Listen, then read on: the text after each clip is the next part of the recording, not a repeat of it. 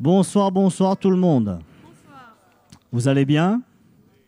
Ça fait plaisir de voir des visages qu'on n'a pas vus il y a un petit bout de temps là, hein, qui sont là ce soir. On est là pour un moment merveilleux ce soir, mes frères et sœurs. Hein. On accueille tous ceux qui nous suivent sur Internet. On vous souhaite vraiment la bienvenue et que dans ce moment, que vous puissiez bien sûr être bénis par le Seigneur, parce qu'il a des grandes choses pour nous tous. Amen. Et ce soir, mes frères et sœurs, on est là aussi pour entendre une parole. Hein? Ce n'est pas n'importe quelle parole, car cette parole, elle est vivante et efficace. N'est-ce pas, mes frères et sœurs? Hein? Ce n'est pas la parole d'un homme, c'est la parole du Seigneur lui-même, qui s'est donné à la croix pour chacun de nous, pour que nous puissions aujourd'hui l'entendre dans l'esprit, pour que nous puissions aujourd'hui être renouvelés, pour que nous puissions aujourd'hui, mes frères et sœurs, être façonnés par sa parole, être formés, pour que l'Église qu'il vient rechercher, elle puisse la retrouver sans tache, sans ride. Et ce soir, c'est une opportunité pour chacun de nous, vraiment d'écouter l'Évangile. Allons disposer nos cœurs, allons ouvrir nos cœurs, afin que ce qui sera dit puisse trouver accès dans nos cœurs, hein, et que cela puisse porter du fruit pour que nous puissions donner toute la gloire à notre Dieu. Amen, mes frères et sœurs. Hein? C'est ce que j'attends ce soir. Allons nous mettre debout sans plus tarder, parce que nous voulons vraiment offrir au Seigneur notre reconnaissance ce soir, offrir au Seigneur tout ce qu'il a déjà fait dans nos cœurs, dans nos vies, car c'est lui qui bâtit et construit nos vies, mes frères et sœurs. Seigneur, nous nous plaçons devant toi ce soir. C'est vraiment encore un moment privilégié que nous avons pour écouter ta parole, Seigneur Jésus. Parce que cette parole, Seigneur, elle vient, Seigneur, frapper la porte de notre cœur et nous voulons vraiment te donner le libre accès ce soir afin que ton œuvre complète nos vies, afin que ta parole trouve nos cœurs et nous voulons vraiment te glorifier parce que tu as commencé quelque chose en nous et ce que tu as commencé, Seigneur, tu vas l'emmener, Jésus, jusqu'à son parfait acheminement et nous te faisons confiance ce soir pour tout ce qui va se passer. Nous voulons te donner toute la gloire, Seigneur, ce soir, par nos louanges, par notre reconnaissance. Et nous voulons vraiment acclamer ton saint nom ce soir, Jésus. Parce que tu es notre Dieu, tu es notre roi. Tu es celui qui nous a retirés de là où nous étions et tu nous as transportés dans le royaume, Seigneur, de ton amour. À toi la louange, à toi la gloire. Acclamons notre Seigneur ce soir. Alléluia. Célébrez Jésus, célébrez. Célébrez Jésus, célébrez. Célébrez Jésus, célébrez. Célébrez Jésus, célébrez. Il est vivant. Il est vivant. Il est vivant.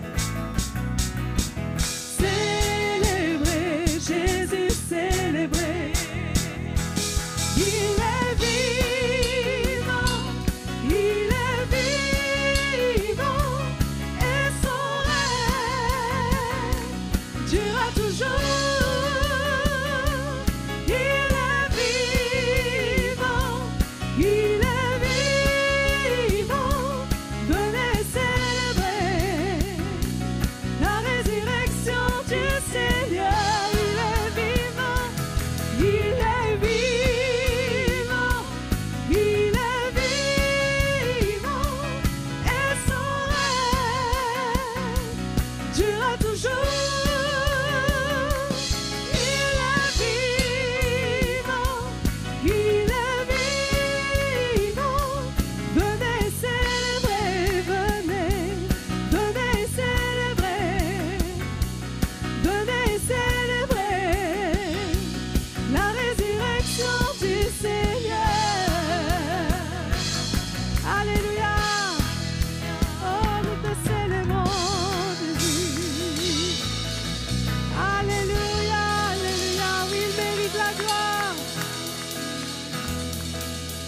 Alléluia. Venez le célébrer, son grand amour, venez le chanter. Le Fils de Dieu est venu donner la vie.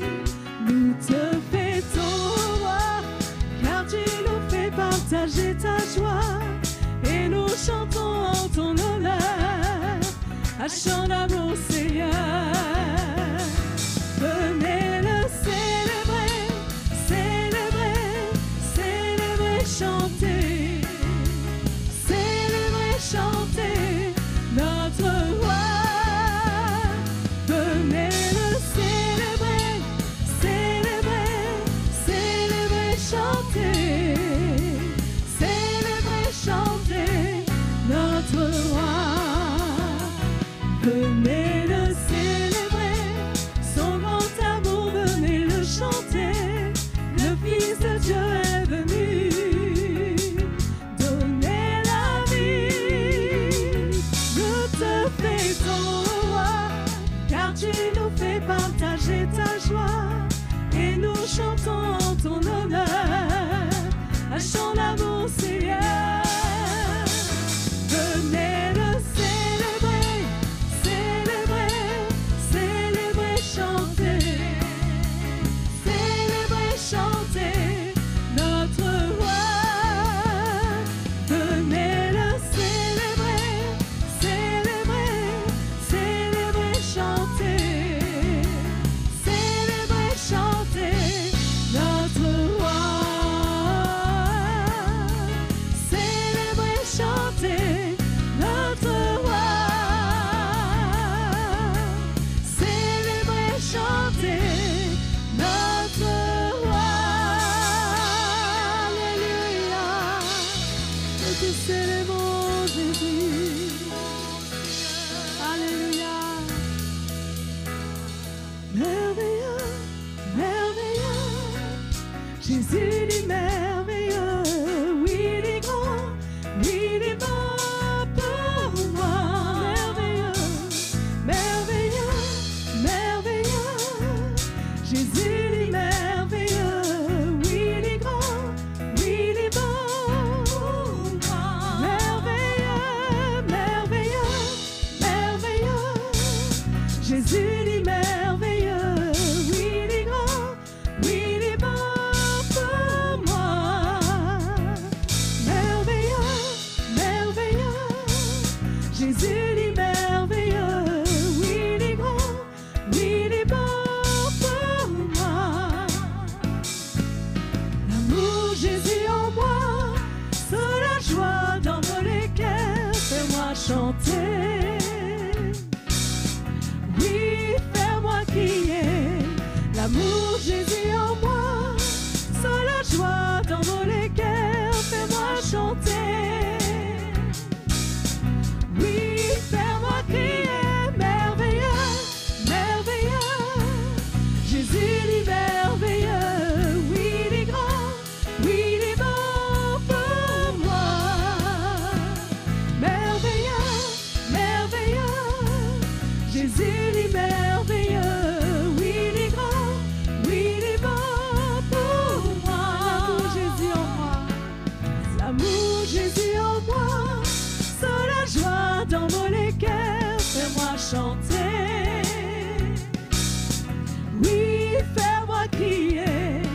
L'amour de Jésus en moi, c'est la joie dans mon cœur, fais-moi chanter, alléluia. Oui, fais-moi crier, merveilleux, merveilleux. Jésus il est merveilleux, oui il est grand, oui il est bon pour moi.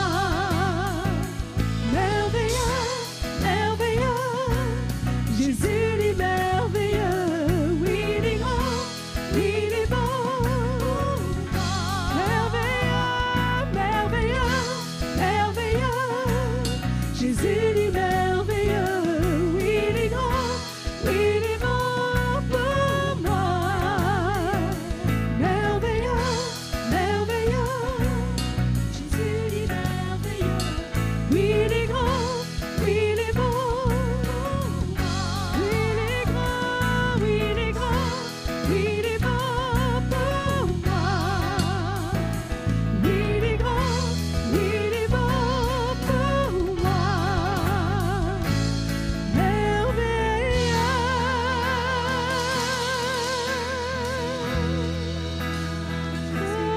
Alléluia, merveilleux Jésus. Alléluia.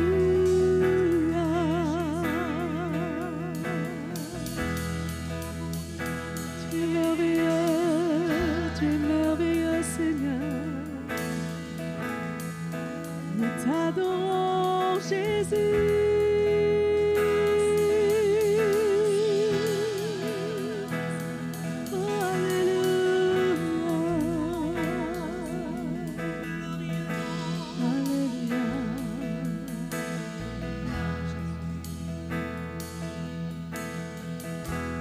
Je rends gloire à ton nom, Seigneur, gloire à ton nom, Seigneur, car ton nom est grand et digne de louange.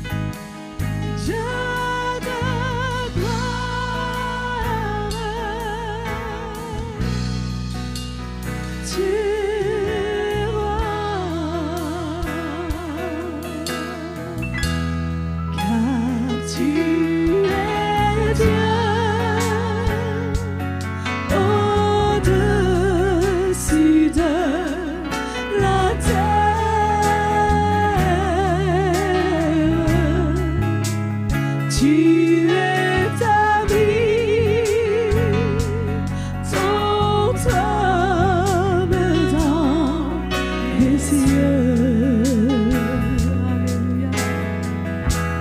Car tu es Dieu au-dessus de la terre. Tu es le roi. Tu es le roi. Alléluia. Tu es le Saint Jésus, le Dieu de gloire. Dieu de gloire, Jésus. Dieu de gloire.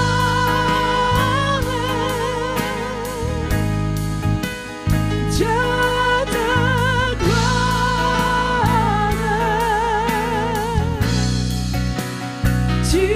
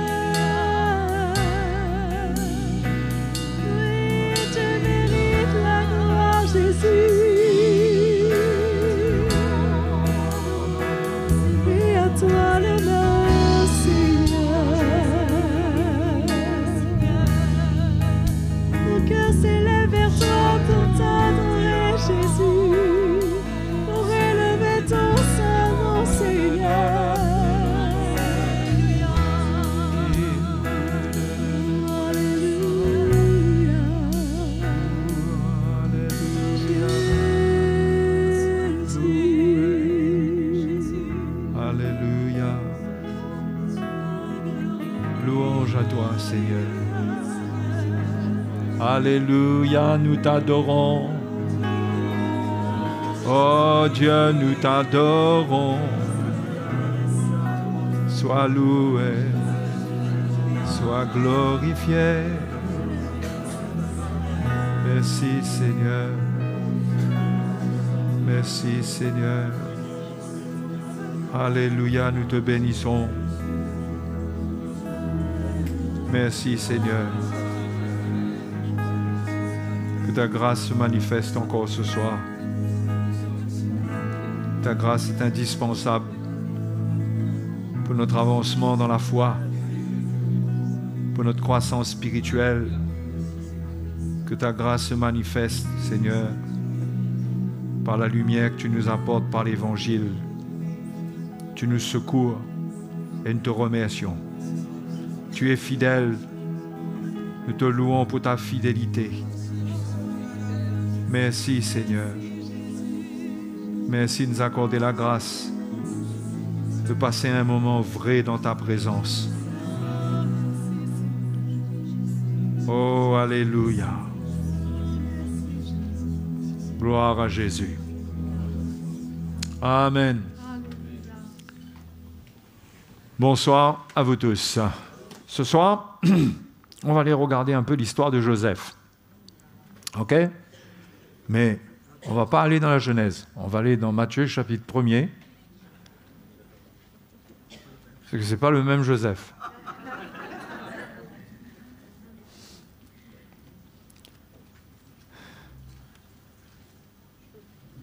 Vous n'avez pas cru qu'on allait regarder l'histoire de Joseph Lacarrigue, quand même. C'est un super frère, mais pour l'instant, il n'est pas encore dans la Bible. Chapitre 1er, verset 18. Après la généalogie, d'ailleurs, Joseph est cité dans la généalogie qui part depuis Abraham jusqu'à Joseph. Et on arrive sur l'histoire de Joseph au verset 18. Au fait, c'est intéressant de voir l'attitude de Joseph, comment Dieu lui a accordé la grâce de participer à son plan, un plan extraordinaire. Il a eu une position exceptionnelle, tout d'un coup dans sa vie. Ça lui est tombé dessus, pas par hasard, c'était le plan de Dieu. Mais voilà ce qui lui arrive. Verset 18, donc je l'ai dit au chapitre 1, au cas où certains voudraient dire que je n'ai pas dit la référence. Voici de quelle manière arriva la naissance de Jésus-Christ. Ah zut, j'aurais dû attendre la fin de l'année pour prêcher là-dessus. Marie, sa mère, ayant été fiancée à Joseph, se trouva enceinte par la vertu du Saint-Esprit avant qu'ils aient habité ensemble. Joseph, son époux, qui était un homme de bien et qui ne voulait pas la diffamer, se proposa de rompre secrètement avec elle. Inutile de vous dire que c'est une situation qui l'a embarrassé, parce que comment il allait expliquer que sa fiancée est enceinte et que ce n'est pas lui? C'est assez exceptionnel comme situation. Et donc, mais il était animé d'un bon cœur, parce qu'il aurait pu agir d'une autre manière, ne comprenons pas, dénoncer je ne sais quoi, mais il a choisi de rompre secrètement avec elle. Mais, verset 20 nous dit, comme il y pensait, voici un ange du Seigneur lui apparut en songe et dit, Joseph, fils de David, ne crains pas de prendre avec toi Marie, ta femme, car l'enfant qu'elle a conçu vient du Saint-Esprit. Elle enfantera un fils et tu lui donneras le nom de Jésus. C'est lui qui sauvera son peuple de ses péchés. Tout cela arriva afin que s'accomplisse ce que le Seigneur avait annoncé par le prophète. Voici, la Vierge sera enceinte, elle enfantera un fils, et on lui donnera le nom d'Emmanuel, ce qui signifie Dieu avec nous. Verset 24. Joseph, s'étant réveillé, fit ce que l'ange du Seigneur lui avait ordonné, et il prit sa femme avec lui, mais il ne la connut point jusqu'à ce qu'elle ait enfanté un fils auquel il donna le nom de Jésus. Pour Joseph, c'était très simple. La situation était très compliquée, comme il nous arrive d'avoir des situations compliquées dans lesquelles on peut essayer de nous arranger nous-mêmes, comme on dit, de nous débattre, en créole, en train de débattre dans la situation. Mais pour lui, c'était simple. C'était tellement compliqué. Pour lui, sa sagesse, c'était de rompre secrètement avec elle. Il voulait, premièrement, le réflexe, c'était de ne pas s'occuper de cette patate chaude brûlante-là. Et ce n'était pas avec un cœur mauvais, mais pour lui, il n'y avait pas de solution. Donc, dans sa situation, si c'était quelque chose qui était de Dieu, s'il y avait de la vérité dedans, il fallait que Dieu se révèle Et Dieu s'est révélé par l'ange qui lui a parlé. Et qu'est-ce qu'il a fait? Il a tout simplement obéi. Voilà. Le message pourrait s'arrêter là. Ça fait combien de temps? Oui. Oui. Le message pourrait s'arrêter là.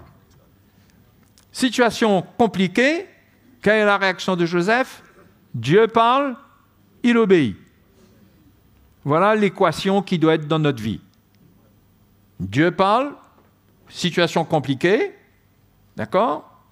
Dieu parle, solution, faire ce que Dieu dit. La solution, ce n'est pas Dieu parle. Dieu parle, c'est le moyen.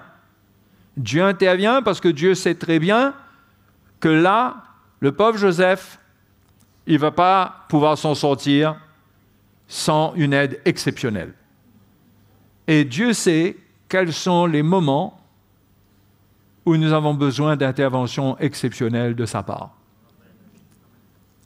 Et il faut s'attendre à cela.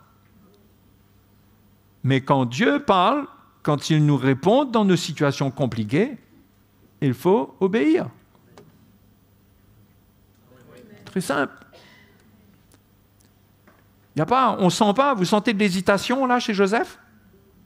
Là, il dit, ouais, mais l'ange lui a parlé.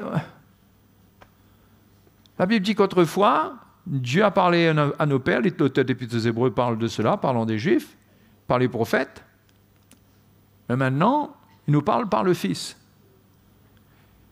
Le Fils nous parle par son évangile, il nous parle par le Saint-Esprit. Et la Bible nous avertit de ne pas nous laisser tromper par de faux raisonnements. Des raisonnements charnels qui viennent s'opposer à ce que Dieu dit. Mais de choisir l'obéissance, parce que dans l'obéissance, Dieu va continuer à se manifester, et d'obéissance en obéissance, on expérimentera des directives du Seigneur, on ira de directive en directive du Seigneur, et on expérimentera la victoire du Seigneur. Hein? Mais souvent, on démarre mal. On se démarre sur une grosse désobéissance.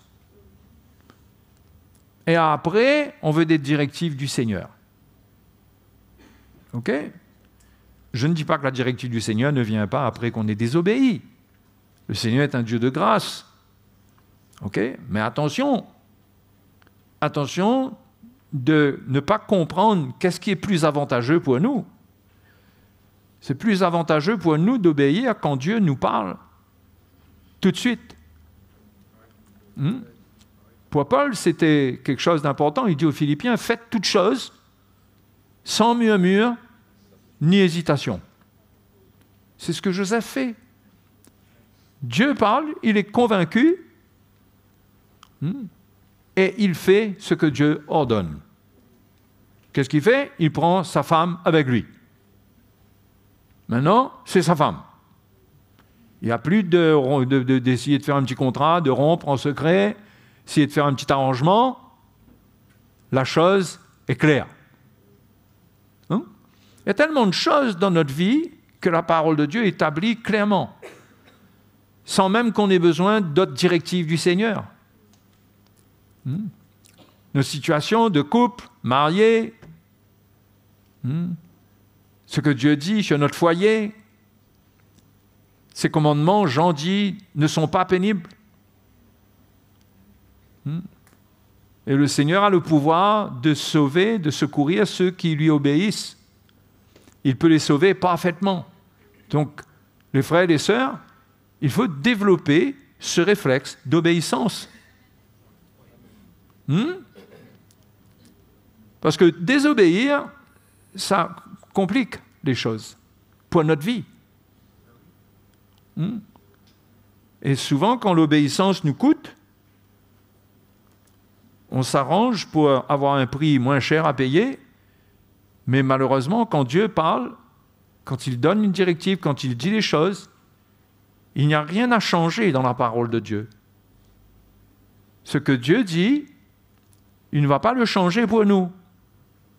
C'est nous qui devons changer par rapport à ce que Dieu dit. Donc, quand on écoute l'Évangile, c'est pour être instruit. Dieu nous parle concernant notre vie. Pourquoi?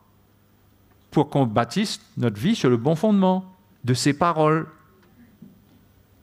Et plus vite nous allons répondre avec obéissance, plus vite la construction va avancer, et plus vite on sera en sécurité sur le roc.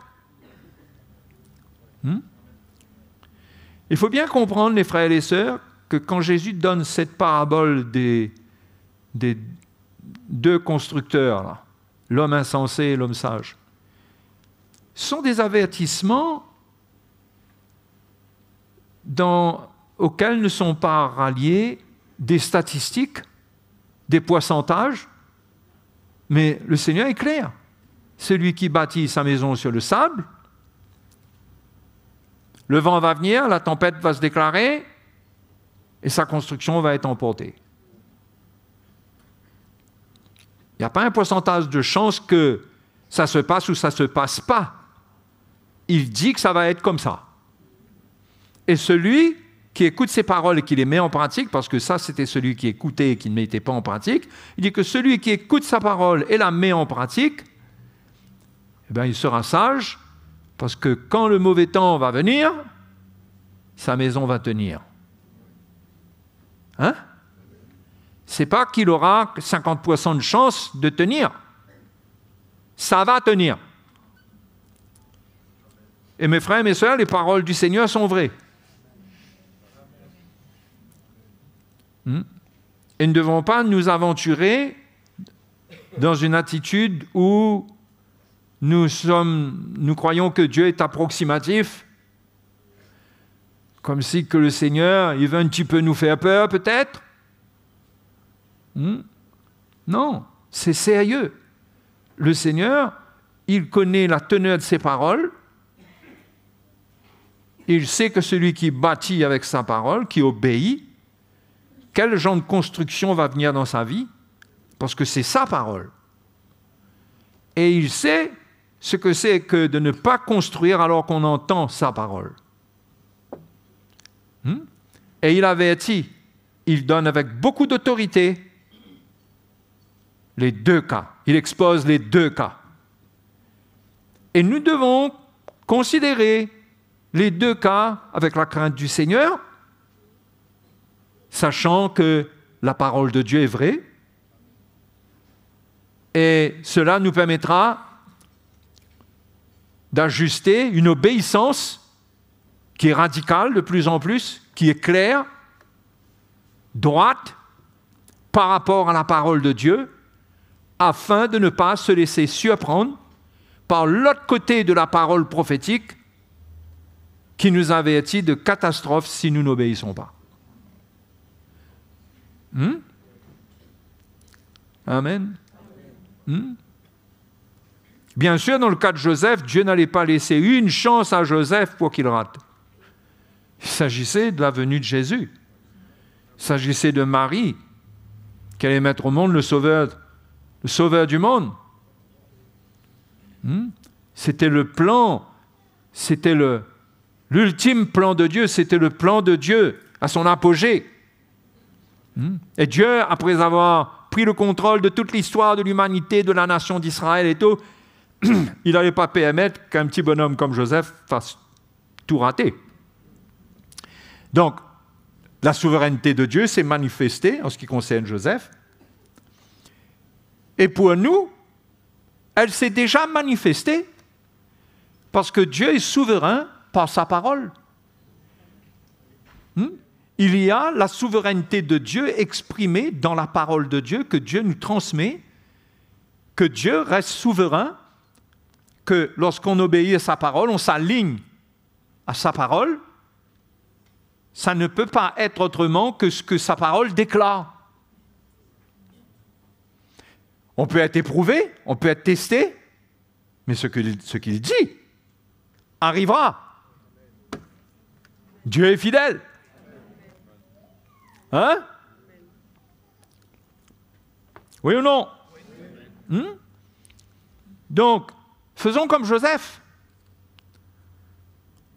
Choisissons d'obéir parce que nous n'aurons pas les mêmes situations, certainement pas.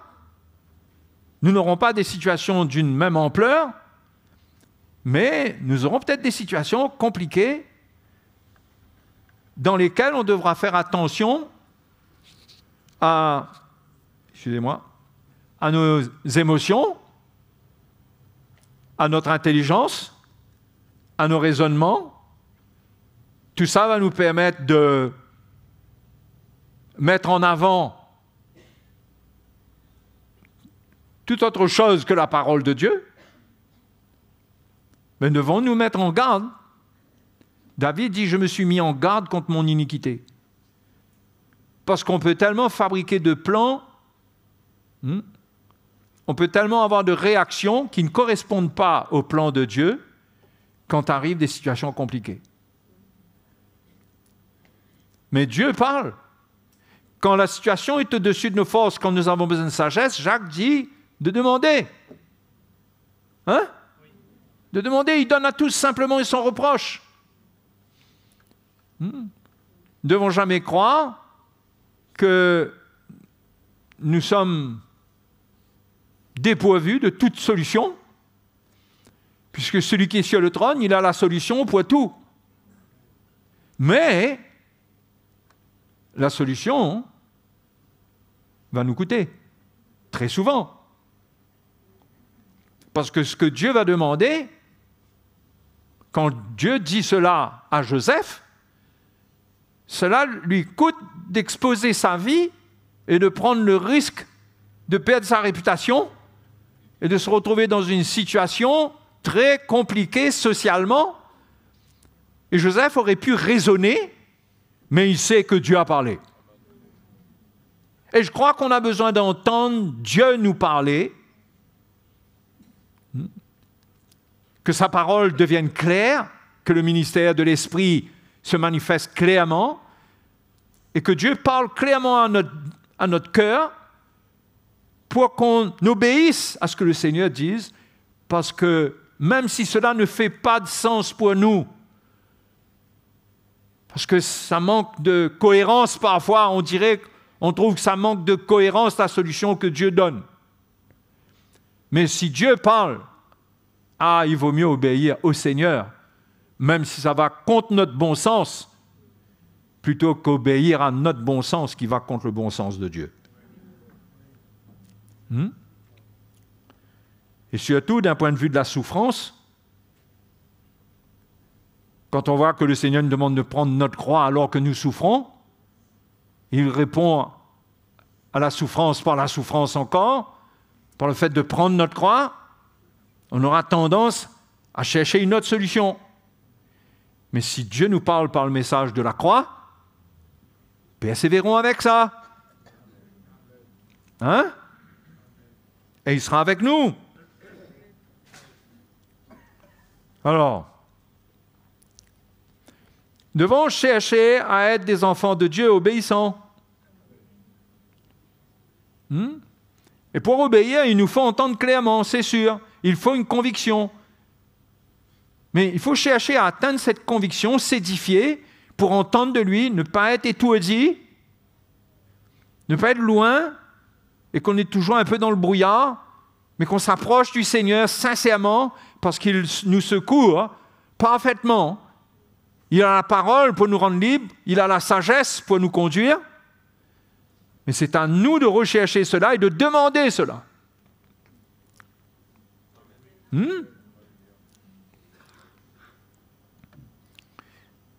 Mais parfois, on peut redouter un peu la solution de Dieu. Parce qu'elle nous coûte. Et ça a continué, l'histoire ne s'est pas arrêtée à là. Le verset 13, chapitre 2. Avant cela, il y a l'épisode des mages. Lorsque les mages furent partis, voici un ange du Seigneur apparut en songe à Joseph et dit, « Lève-toi, prends le petit enfant et sa mère, fuis en Égypte et reste-y jusqu'à ce que je te parle. Car Hérode cherchera le petit enfant pour le faire périr. » Verset 14. Joseph se leva, prit de nuit le petit enfant et sa mère et se retira en Égypte. Prit de nuit. Il n'a pas attendu le lendemain matin. Il n'a pas attendu le soleil se lever. Le Seigneur a parlé, c'était tout de suite. Parce que Joseph prenait au sérieux la parole de Dieu. Il ne donnait pas de délai, il ne se donnait pas de délai. C'est ça le problème aujourd'hui. On n'est pas prompt à obéir et on ne réalise pas qu'en n'étant pas prompt à l'obéissance, on se fait rattraper par les pièges de l'ennemi, par les plans de l'ennemi. Mais Joseph a continué dans cette voie d'obéissance sans hésitation. Dieu lui a parlé et Dieu lui a dit « jusqu'à ce que je te parle ». Et il était déterminé à rester en Égypte jusqu'à ce que Dieu parle. Il y resta jusqu'à la mort d'Hérode. Hérode qui avait promis de tuer et qui avait mis à exécution son projet de massacre sur les enfants d'en dessous de 2 ans. Il y resta jusqu'à la mort d'Hérode, afin que s'accomplisse ce que le Seigneur avait annoncé par le prophète, « J'ai appelé mon fils hors d'Égypte ». Donc déjà, on voit que le parcours de Jésus est tracé dans la parole de Dieu. Hein? Non? En ce qui concerne le Seigneur, tout son parcours est déjà tracé dans la parole de Dieu. Où il doit aller, quand il doit aller, et tout. Et Dieu met les choses en place et tout se confirme parce que c'est écrit. Il faut que ce qui est écrit soit accompli. C'est l'obéissance qu'on doit avoir. Et Joseph a eu cette obéissance et en obéissant, s'accomplissait la parole de Dieu.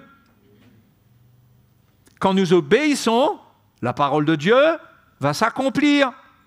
La parole de Dieu, elle est juste, elle est droite. Dieu est fidèle pour agir selon sa parole.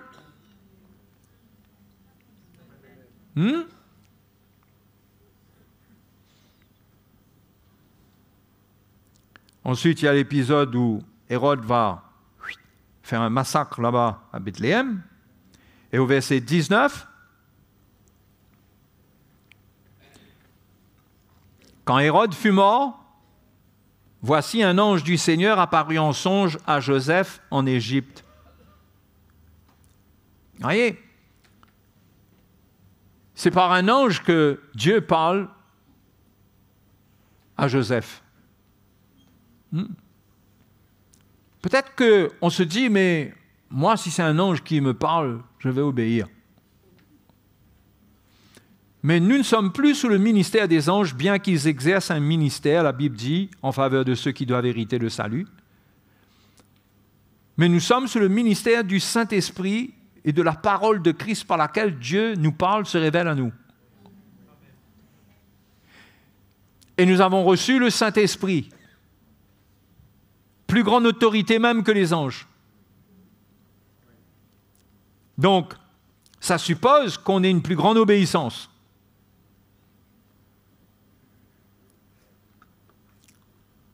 Donc, j'ai lu le verset 19, verset 20.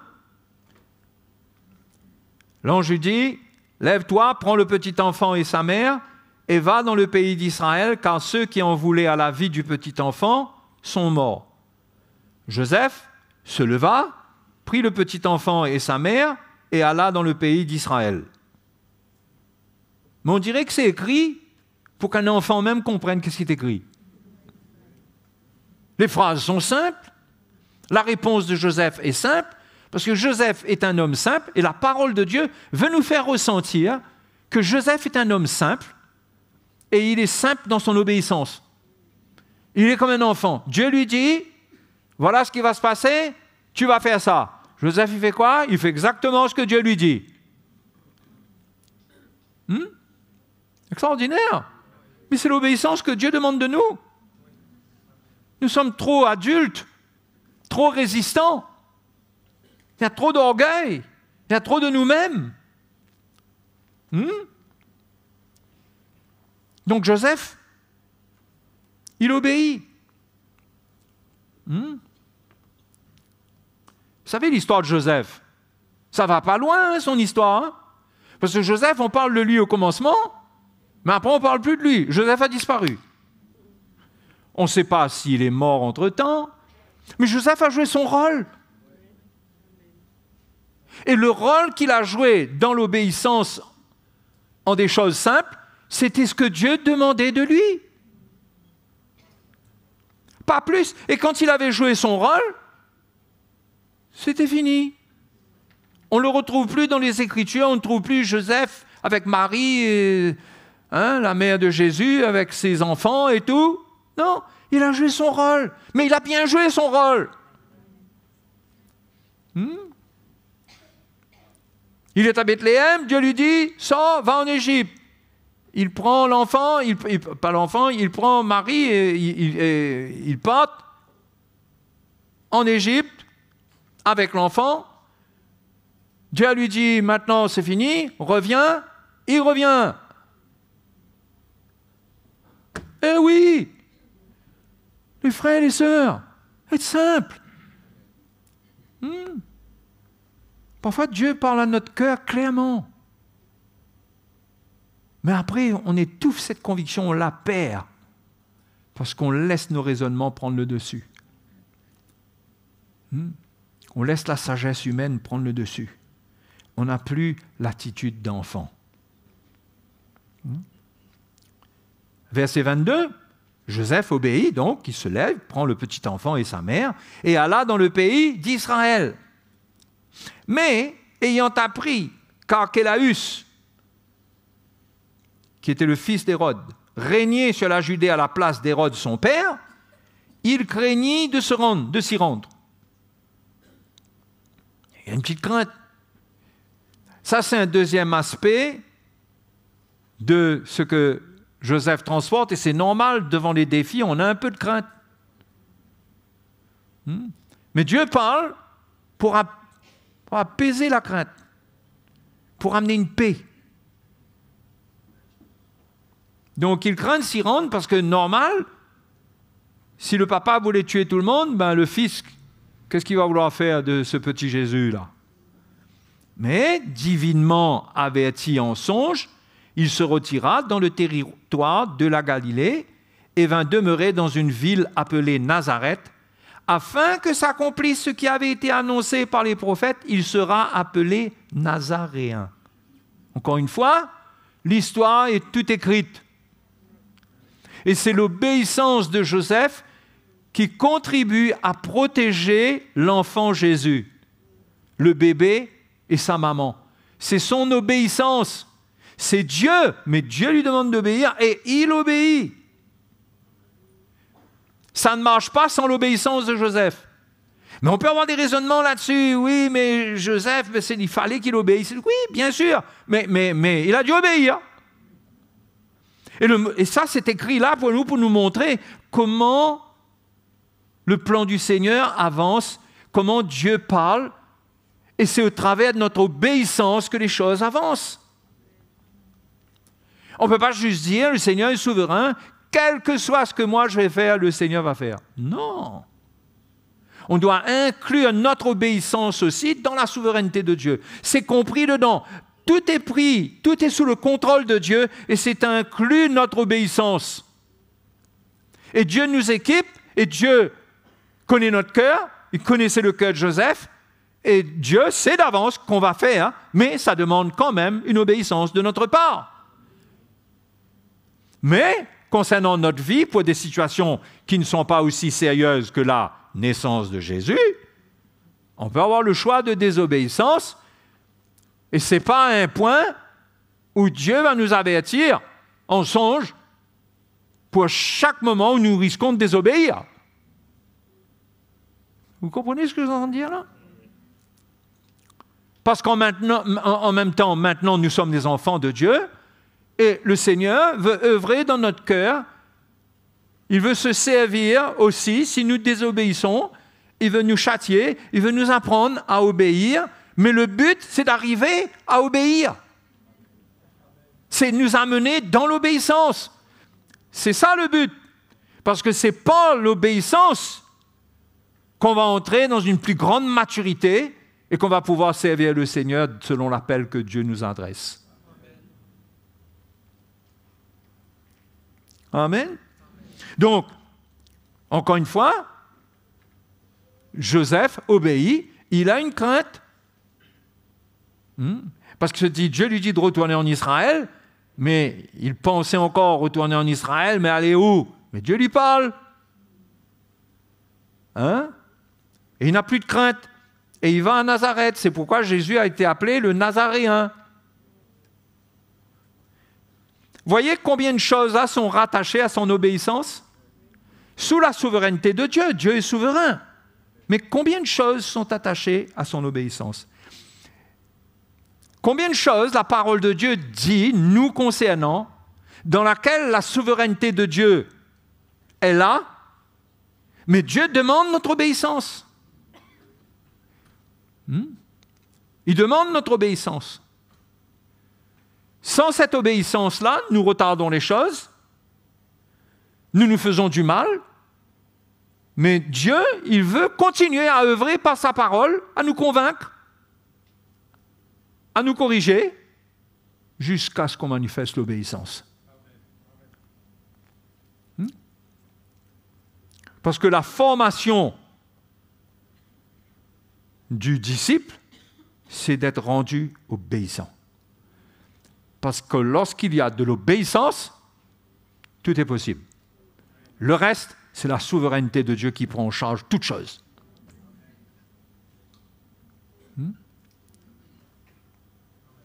Qui comprend?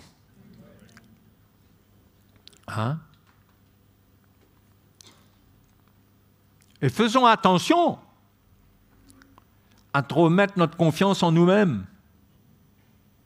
Encore une fois, nos raisonnements, notre sagesse humaine, à tracer un chemin. Regardez ce que dit Proverbe chapitre 14, verset 12. C'est pourquoi il faut agir avec conviction. La conviction, pas de la chair, la conviction qui vient de Dieu, de sa parole, du Saint-Esprit. Parce que la chair peut aussi nous transmettre des convictions. Parce que nous voulons être tellement convaincus que ce que nous voulons faire, c'est ça le plan, que nous finissons par nous en convaincre au point que nous sommes convaincus.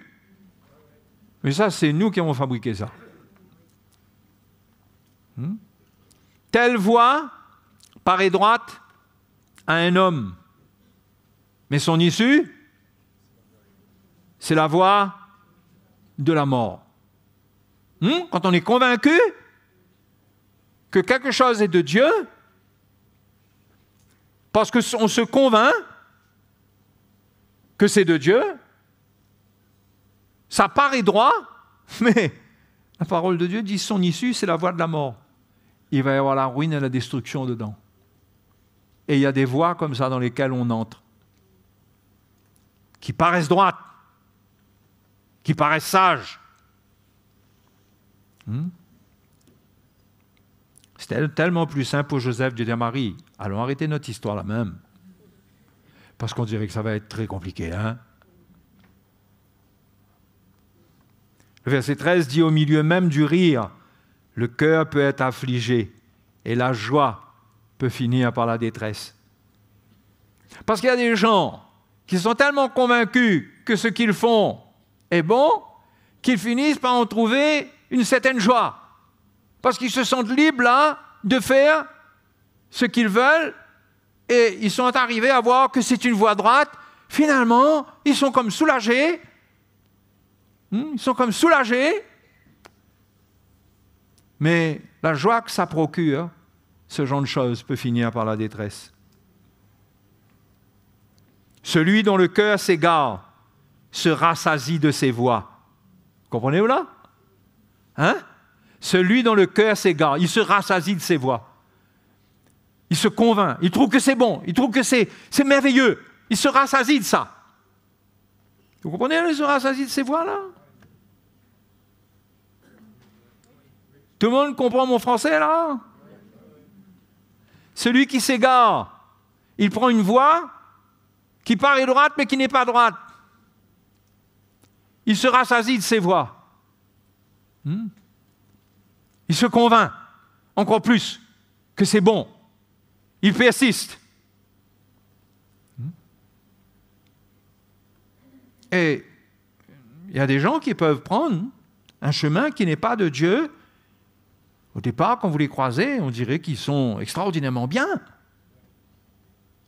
Pourquoi? Parce qu'ils ont lâché leur croix. Quand il n'y a plus de croix, oh, la chair est soulagée, hein?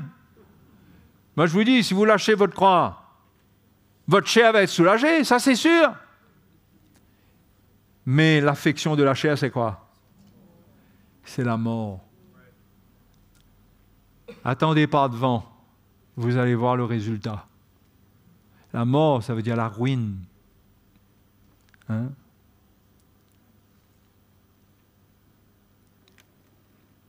Et l'homme de bien se rassasie de ce qui est en lui. L'homme de bien, c'est comme Joseph. Il a pris la parole de Dieu. Hein? Il a compris que Dieu avait un plan extraordinaire pour lui. Qu'est-ce qui était en train de lui arriver? Au départ, ça lui est tombé dessus comme un coup de massue peut-être, mais maintenant, c'est le ciel qui lui tombe dessus. Il a tourné ça d'une manière qui s'est dit, mais ce qui m'arrive est extraordinaire. Quand on tourne les choses dans la chair, ça nous tombe dessus, ça nous fatigue. Quand on prend les choses dans l'esprit, ça nous rassasie intérieurement. Parce qu'on voit dedans le privilège de servir Dieu, l'appel de Dieu. On comprend que dans ce qui nous arrive, qui est peut-être compliqué, mais Dieu a un plan dedans. Et on a la foi dans le Seigneur, que dans ces complications-là, le Seigneur est avec moi. L'homme de bien se rassasie de ce qui est en lui.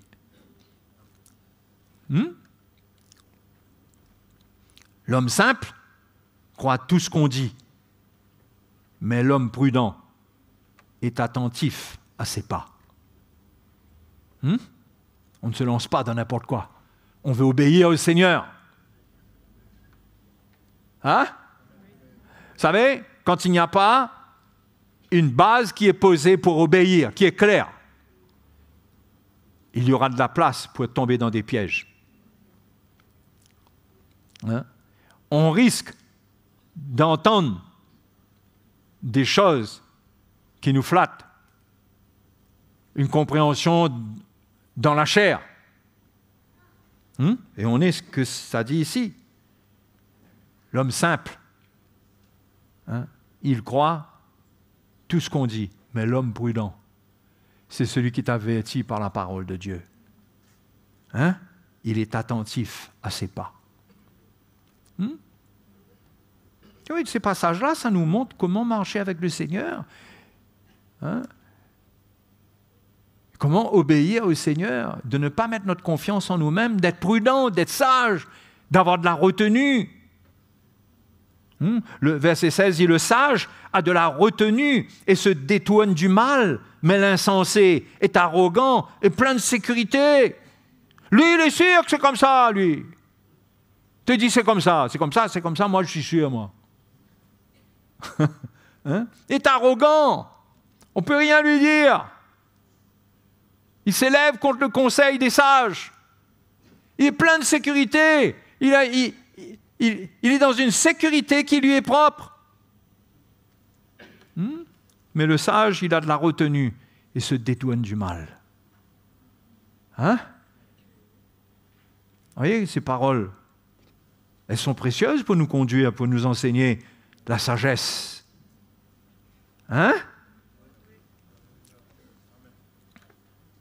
Le Seigneur est bon, mes frères et sœurs. Il a un plan extraordinaire pour nous. Ce qui est dans la parole de Dieu est écrit pour s'accomplir dans notre vie. Et quand nous obéissons, que nous apprenons à obéir, ce qui est écrit dedans va nous arriver. La sanctification. Vaincre le péché dans toutes ses dimensions.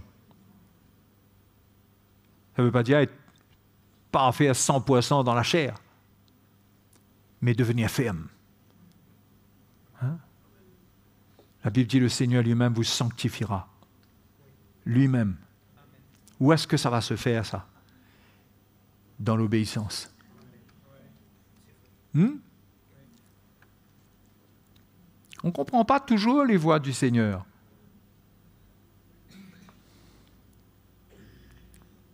Vous savez, l'Épître aux Hébreux nous donne l'exemple du peuple d'Israël qui a désobéi, qui a endurci son cœur. Dieu les a délivrés, mais il fallait passer par le désert. Dieu ne les a pas délivrés, transportés en Canaan.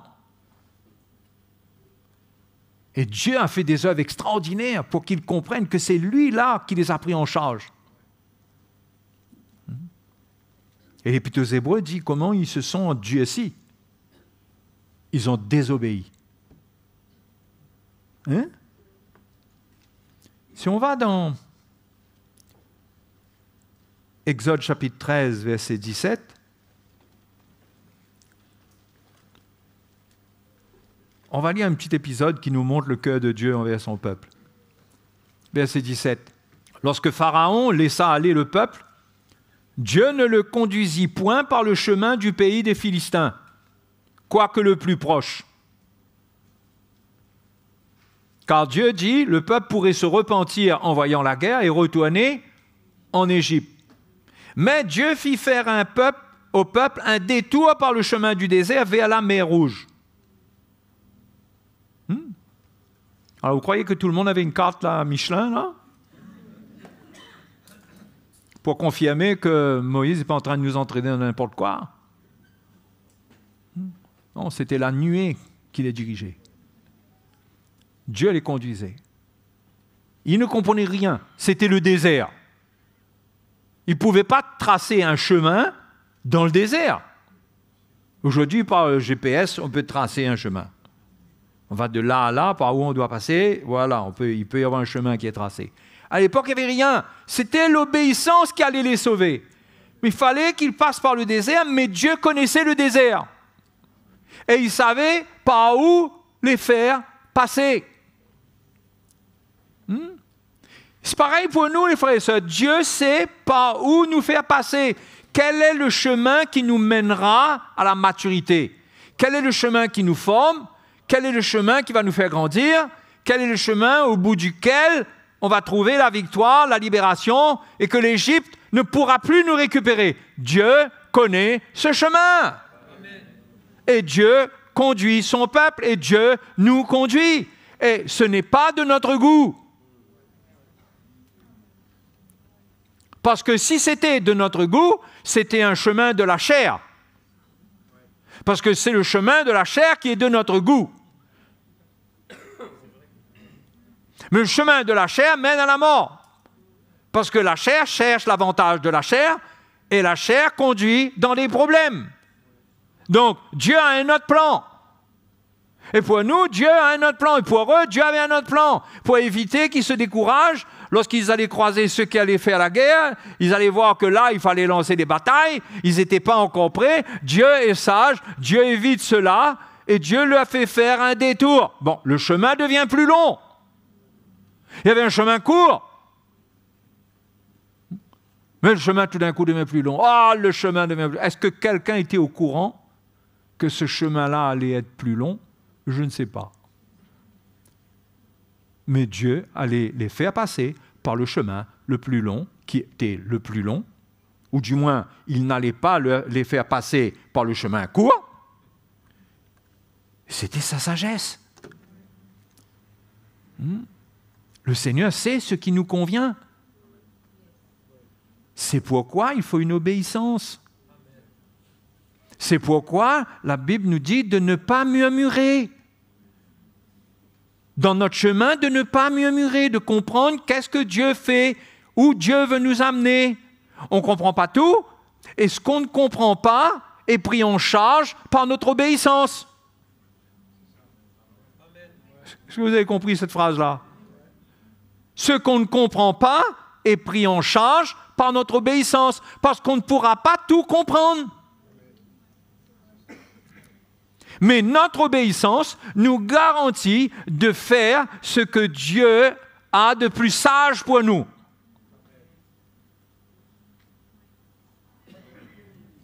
C'est l'obéissance, on revient toujours à l'obéissance.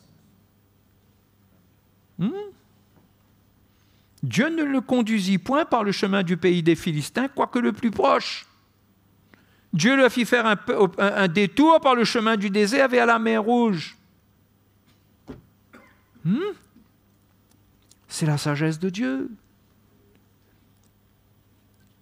C'est pourquoi la patience est une des vertus les plus extraordinaires. Et la patience se forme dans la souffrance. Quand on apprend, malgré les circonstances, à ne pas faire des choses qui sont contre la volonté de Dieu, même si ça nous arrange. L'impatience coûte beaucoup de ruines, amène beaucoup de problèmes dans la vie des chrétiens. L'impatience. Regardez l'impatience dans la vie, vous allez voir. L'impatience dans le couple. On perd patience, on n'a plus patience. L'impatience, ça nous amène à détruire, à en finir, à tourner la page.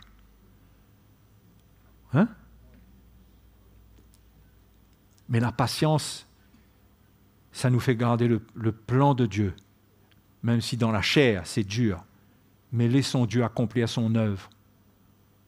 Parce qu'au travers de ce chemin qui n'est pas facile, Dieu a un plan. Il veut me briser, il veut me façonner, et au bout, je serai quelqu'un d'autre. Alléluia. Je serai quelqu'un d'autre, avec un autre cœur.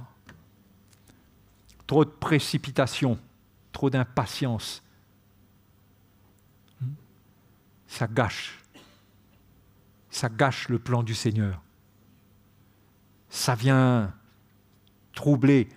Dieu dit, ne croyez pas que ce n'est pas comme ça, Dieu dit à Job, mais qui est celui qui, par ses propos insensés, ce n'est pas exactement comme ça, mais il dit, viens obscurcir mes desseins. Par notre chair, on obscurcit les desseins de Dieu. On finit par s'y opposer. Alors qu'en étant patient, Dieu œuvre en profondeur et il nous prépare pour la prochaine étape. Par l'impatience, on rentre directement dans la prochaine étape. Mais on n'est pas prêt. Les Israélites n'étaient pas prêts pour la guerre. S'ils allaient affronter la guerre, ils allaient retourner en Égypte. Dieu le savait. Dieu a dit, il vaut mieux qu'ils fassent un détour.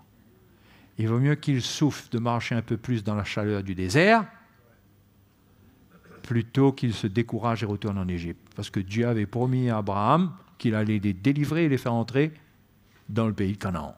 Et Dieu allait tenir sa promesse. Et il savait comment le faire. Et frères et sœurs, quand Dieu nous donne des promesses, il sait comment les accomplir dans notre vie. Mais on n'est pas toujours rassuré. S'il fallait choisir nous-mêmes, il y a des choses qu'on n'aurait pas choisies. Allez, dites la vérité, soyez sincères. Mais aujourd'hui, trop tard. Ce n'est pas mon cas, moi je suis content, je suis marié à ma femme. Certains, peut-être, vous vous dites, comment on a fait, voilà. Mais vois pas ça dans la chair comme ça. Il y a un plan de Dieu pour ton couple. On peut finir par regretter des chemins qu'on a pris. C'est sûr. Si je devais choisir, n'en parlons plus de l'histoire du mariage. Mais si on m'avait dit certaines choses, je crois que j'aurais été beaucoup plus craintif que Joseph. Ah oui, si on m'avait dit. Mais Dieu nous fait grâce. Et il faut tenir ferme. Amen. C'est dur, mais Dieu sait. C'est un chemin un peu plus long. On dirait que quand le chemin paraît plus long, on dirait qu'il se prolonge un peu plus. Il y a un moment où on se dit, on dirait que ça va finir, et on dirait qu'on a une prolongation encore. Mais Dieu sait. Obéis au Seigneur. Obéis au Seigneur. Et accepte la souffrance que produit l'obéissance. Parce que l'obéissance produit une souffrance. Quand on n'obéit pas, on ne souffre pas. On va souffrir après les conséquences de la désobéissance. Mais quand on obéit, Hein? Là, sur le coup de l'obéissance, là. On ne sait pas comment on va faire, mais j'obéis. On dirait que ça travaille. Mais si on apprend à obéir, Ésaïe dit qu'on aura les meilleures productions du pays si on est docile. Hein? Les meilleures productions du pays. Mais il dit, si vous êtes rebelle, vous finirez par le glaive. Ça, c'est les instructions que la parole du Seigneur nous donne par le prophète Ésaïe dans l'Ancien Testament. Donc, frères et sœurs, ce soir, je vous le dis, grandissons dans l'obéissance. Vous voulez grandir en maturité? Grandissez dans l'obéissance. Vous n'aurez pas de maturité si vous n'apprenez pas à obéir. Le chemin de la maturité, sur ce chemin-là, il y a des panneaux tous les 20 mètres. Obéis, obéis, obéis, obéis. C'est des panneaux. Parce que si tu obéis, tu vas avancer. Dieu va œuvrer, Dieu sera avec toi, Dieu te gardera, Dieu te protégera, Dieu œuvrera en toi, Dieu travaillera en profondeur. Si tu n'obéis pas, il va falloir la houlette et le bâton du Seigneur pour te ramener. Ça ne vaut pas la peine de prolonger nous-mêmes. Si Dieu prolonge, c'est bon. Si nous, on prolonge, ce n'est pas très très bon. Hein? Si c'est nous qui prolongeons, ce n'est pas bon. Quand Dieu prolonge, ça veut dire qu'il y a un travail dedans. Amen. Amen. OK. Hein? C'est simple. C'est simple comme bonjour. Je n'ai pas dit que c'est facile.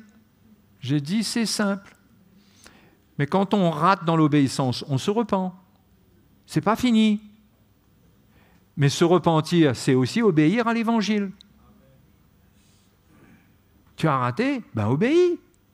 Obéis à l'Évangile, obéis au Saint-Esprit qui te convainc. Repens-toi, reconnais que tu as mal agi, et tu relèveras ta tête et tu continueras. Ne fais pas comme si rien n'était, parce que Dieu résiste aux orgueilleux. Si Dieu voit de l'orgueil en toi, tu es en train de te justifier, tu fais comme si rien n'était, Dieu va te résister. Tu peux essayer de faire ton chemin, tu te perdras dans le désert. Parce que celui qui peut te conduire dans le désert, c'est le Seigneur. Si tu es dans un désert, là, parfois on entend dire « Ah, je suis dans un désert actuellement ».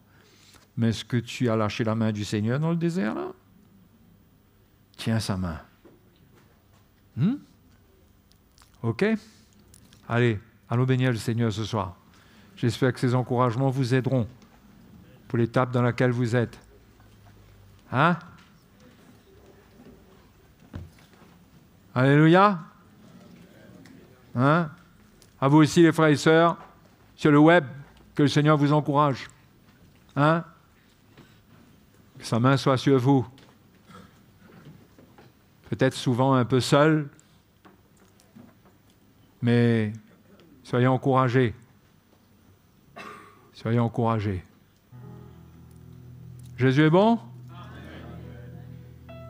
Hein? Jésus est bon. Alléluia. Quand c'est difficile, Jésus est bon. Quand c'est facile, Jésus est bon. C'est plus facile de dire que Jésus est bon quand c'est facile. Hein? Et quand c'est difficile, dire Seigneur, mais toi tu es bon, Seigneur. Tu conduis ma vie dans le désert. Hein? Allez, remercions le Seigneur ensemble. Toi, Dieu est fidèle. Nous le remercions ce soir. Merci, Seigneur, d'être à l'œuvre dans le cœur de tes enfants, d'adresser ta parole directement à leur cœur pour qu'ils entendent de toi et qu'ils comprennent la valeur de l'obéissance pour une communion vraie, sincère avec toi, qui n'est possible que lorsque nous obéissons. Parce que pourquoi te résisterions-nous, Seigneur? Toi qui as toute la sagesse, toi qui dis toutes choses, des choses parfaites, toi qui annonces des choses dont tu connais le résultat, longtemps après, Toi qui nous conduis parce que tu connais le début et la fin. Tu nous conduis, Seigneur. Nous voulons nous laisser conduire. Merci, Seigneur, quand ta parole œuvre dans nos cœurs pour nous disposer à cela, nous disposer à l'obéissance, pour que nous n'ayons pas confiance en nous-mêmes, mais que nous ayons confiance en toi. Oh Jésus, notre Seigneur, notre bon berger, tu nous conduis. Alléluia. Alléluia. Merci Seigneur. Merci Seigneur. Oh, gloire à toi Jésus. Gloire à toi Jésus. Alléluia. Oh, merci Seigneur. Tu es merveilleux. Tu es glorieux. Alléluia. Oh, merci Seigneur. Louons le Seigneur, adorons-le ce soir. Remettons nos vies entre les mains du Seigneur. Laissons-nous conduire par lui. Entendons sa voix. Entendons sa parole. Laissons-nous conduire par lui. Ayons foi en lui. Il sait ce qu'il fait. Le bon berger restaure notre âme. Il nous conduit vers des eaux paisibles. Il nous dirige vers des eaux paisibles. Il nous conduit dans de verts pâturages. Il restaure notre âme. Alléluia. Laissons-le faire son œuvre. Merci Seigneur. Merci Seigneur. Nous te louons ce soir. Alléluia. Je veux marcher dans les sentiers que tu as ouverts devant moi. Je veux obéir à ta voix. Je veux trouver ma destinée en considérant chaque voie que tu as préparée pour moi. Je veux marcher dans les sentiers que tu as ouverts devant moi. Je veux obéir à ta voix. Je veux trouver ma destinée en considérant chaque voie que tu as préparée pour moi. Je veux te suivre.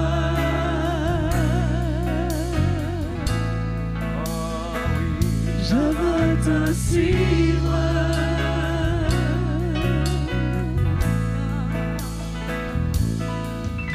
Ce n'est pas en suivant les voies de ma propre sagesse que je goûterai à ton allégresse.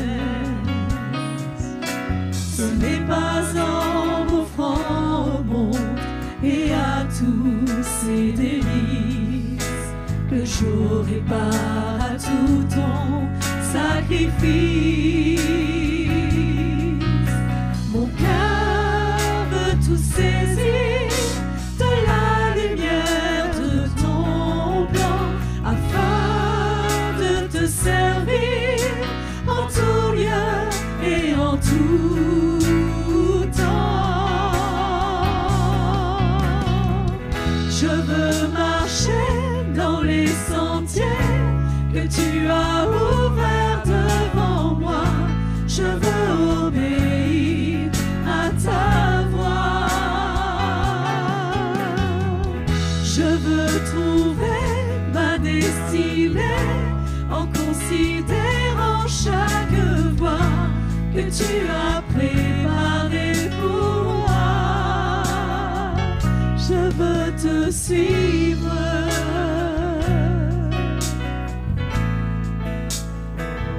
Je veux te suivre.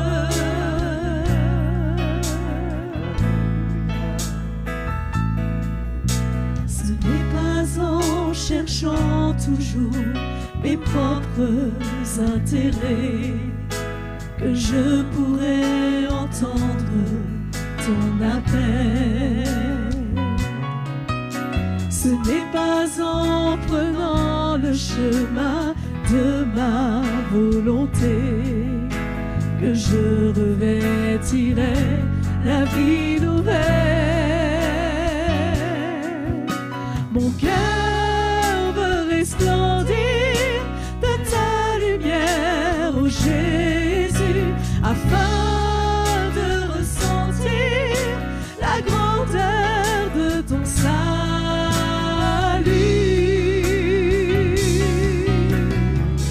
Je veux marcher dans les sentiers que tu as ouverts devant moi.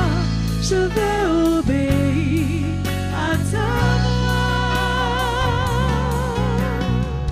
Je veux trouver ma destinée en considérant chaque voie que tu as préparée pour moi. Je veux marcher dans les sentiers que tu as ouverts devant moi. Je veux obéir à ta voix, Jésus. Je veux trouver ma destinée en considérant chaque voie que tu as préparée pour moi. Je veux te suivre.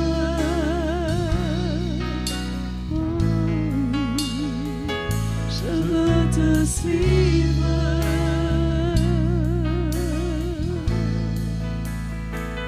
Je veux te suivre. Merci Jésus. Seigneur, tu es toujours fidèle envers chacun de nous. Tu nous parles, tu nous instruis, tu nous montres les voies à prendre. Seigneur, c'est cette grâce que tu déverses tous les jours sur notre vie. Et combien ce soir dans notre cœur nous sommes reconnaissants. Merci pour ta présence. Merci pour le Saint-Esprit que tu nous as scellé en nous pour nous conduire dans toute la vérité. Et la grâce d'être au milieu de ton peuple, ensemble, de pouvoir s'associer pour arriver jusqu'au bout. Pouvoir te plaire, pouvoir répondre à cet appel. Seigneur, quelle grâce. C'est pour cela que nous te remercions d'avance. Merci Jésus. Amen. Voilà mes frères et sœurs, on termine là. Hein? Que la grâce de Dieu continue à être déversée dans notre vie. C'est la fidélité de Dieu envers nous. Hein? La Bible nous dit que nous ne méritons pas, mais tous les jours il nous fait grâce de le connaître un peu plus afin d'avoir part dans la vie avec lui. Quelle grâce ce soir d'être béni, non? De savoir... Ben, comme au départ, le frère disait, c'est Dieu qui nous parle. Hein? C'est le ministère de l'Esprit qui vient convaincre nos cœurs, étant des enfants de Dieu. On doit se réjouir. Hein? Amen. Sinon, on vous souhaite bonne soirée et on se revoit ici dans ce lieu dimanche matin pour louer notre Dieu, pour être une bénédiction les uns pour les autres. Amen. J'aime la famille de Dieu.